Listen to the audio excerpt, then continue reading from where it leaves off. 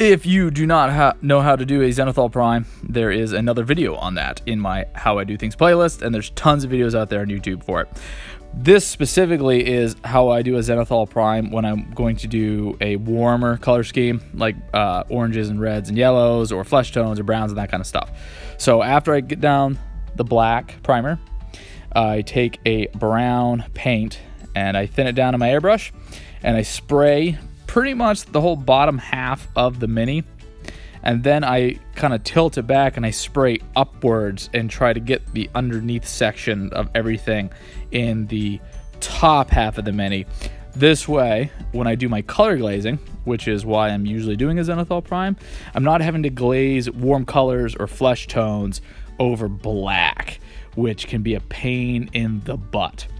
And this way, I'm doing it over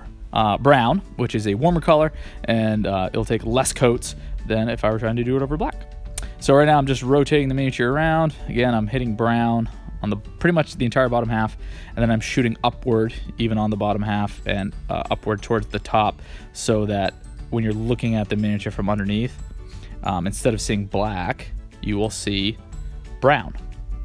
And that's that. And then when I go and do the pre-shading, I also do that a little bit different, and we'll talk about that in just a second.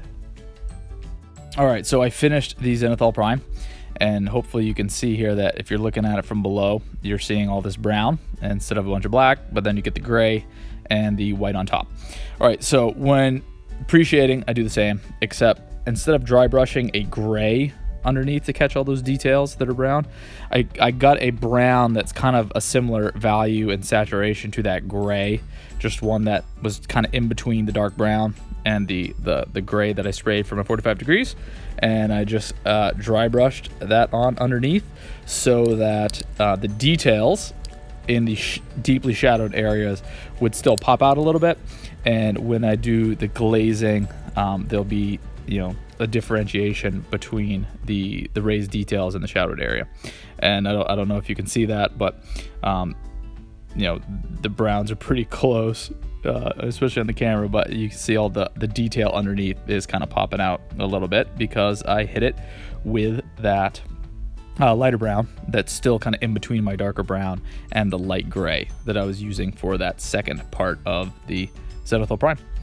All right, and that's what I do when I am doing miniatures that are warmer and I want to do a Zenithal Prime that will make my glazing easier later.